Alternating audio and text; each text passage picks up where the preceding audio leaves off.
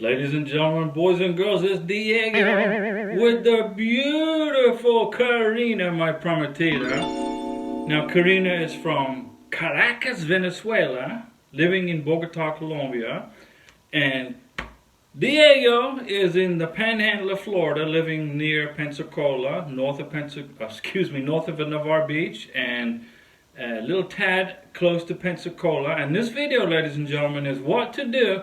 Miss Beneficiary, Mr. Sponsor, Mrs. Sponsor, Miss Sponsor, what can you guys do? What can you do while you're waiting for your NOA 1 letter to go to your NOA 2 letter? You got your NOA 1 letter, and now you're waiting and waiting and waiting for your NOA 2 letter. Just like we are, we're waiting too. What can you do? Stay busy. Now here's a list. Here's some ideas for you guys, okay, to help you. Now what you can do, okay, is when you're chatting on the WhatsApp, in the Messenger, the Yahoo Messenger, you're sending emails, every now and then, once a week, print the evidence of your communication. Put it in a little folder somewhere, because you're going to bring this with you to the U.S. Embassy in whatever country it is you live in, because you have, quite a bit of a wait ahead of you. So during this wait time, print the evidence that you are still communicating with each other. Now, Mr. Sponsor, you're going to need to fill out a financial support form, a USCIS form I-134. Okay, you promised that you're going to take care of your beneficiary and her kids when they get to the United States of America. So log into uscis.gov, look for the form I-134, print the instructions, print the form, and study the form, because you're going to bring this form with you, signed and dated, to the U.S. Embassy with your beneficiary. Or you're going to give it to your beneficiary if you cannot attend the interview with her. Miss Beneficiary, Mr. Beneficiary, I know you're bored. I know Karina and I, we both know you're anxious to get this process over with so you can get to the USA, get married, and start your lives together. But what you need to do is stay busy and stay occupied. Don't be moping around the house. Don't be sad, it's so long. No. What you need to do is you need to find the hospital where you're going to have your medical exam. Miss Beneficiary, Mr. Beneficiary, when your visa interview gets scheduled at the embassy by your sponsor, you are going to need a medical exam. Find out what doctors are approved by the U.S. Embassy to do this medical exam. Find out where the hospital is or the medical clinic. Look for this information. Find out where it is. Jump on the bus, get in a taxi, whatever it is you guys, get in your car, get on your bicycle, get on your skateboard, and find the hospital. And do this research now, while you're waiting for your NOA 2 letter. Mr. Beneficiary, Miss Beneficiary, dig through your closet, go through your drawers, and look for your vaccination records. In order to enter the United States, as of this month, as of 2023 in February, you're going to need a COVID test, negative COVID test, and you're going to need COVID vaccinations, proof of COVID vaccinations.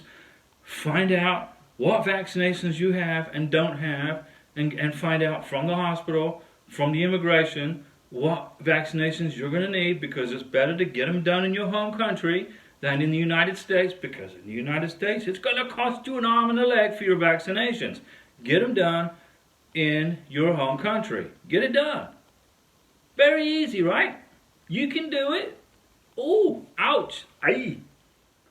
I would say once you are about 8 months into your NOA 1 letter, you've got your NOA 1 letter, 8 months have passed, 10 months have passed, get your police certificates from your home country. Okay, now I know I told you to include them in your K1 visa package, Mr. Sponsor, in the beginning. I hope you did. Now it's time to get updated police certificates, Miss Beneficiary. Okay, so you're 8 months in, 10 months into your NOA 1 letter, get new police certificates. The State Department says they're good for 2 years. So if you get them 8 to 10 months into your NOA 1 letter, they're good for 2 years, you're covered. And you've got it done, you got them in a folder, and you don't have to worry about it when your visa interview gets scheduled. You've got it done already. Less stress, faster process. Now, get Miss Beneficiary, Mr. Sponsor, Miss Sponsor, Miss Beneficiary, get all your original documents together that you're going to hand carry to your visa interview. Okay, start doing that now. You've got your NOA1 letter. Start find out, where they're at. Put them in a folder. Your birth certificates, okay? Your passports. You're gonna, Mr. Sponsor, if you have any divorces, you're gonna need the original copies, certified copies of your divorce decree, okay? Your tax transcripts, your tax returns. If you have any death certificates. Miss Beneficiary, if you have any of these documents that are in English, in your foreign language, they need to be translated into English by a certified translator.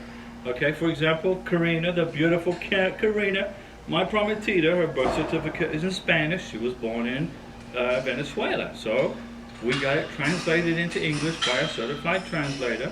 She has her original birth certificate in her hand.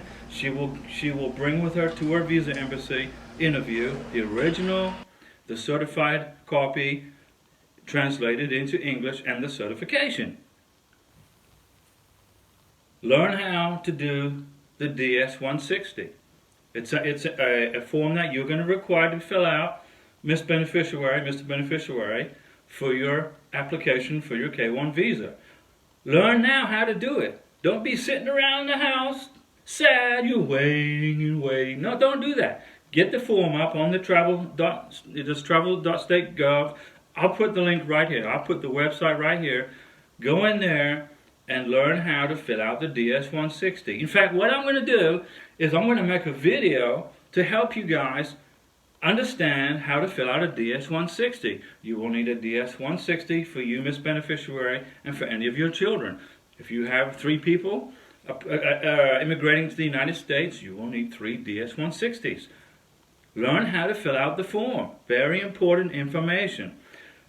Stay busy, stay occupied, don't waste time over silly stuff, okay? Don't listen to negativity. Don't get negative on me. If somebody, oh, you're not going to get your visa. Nah, you're going to get your visa, okay? You are going to get your visa. Relax.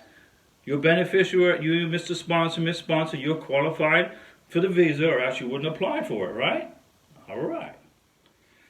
Okay, ladies and gentlemen, boys and girls, these are just a few ideas for you. This is your YouTube channel to help you get through this horrible process, but you must maintain a positive attitude.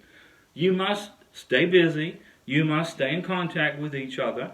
Okay, you're going to have, I'm sure you're going to have a few arguments, and you're going to get into little,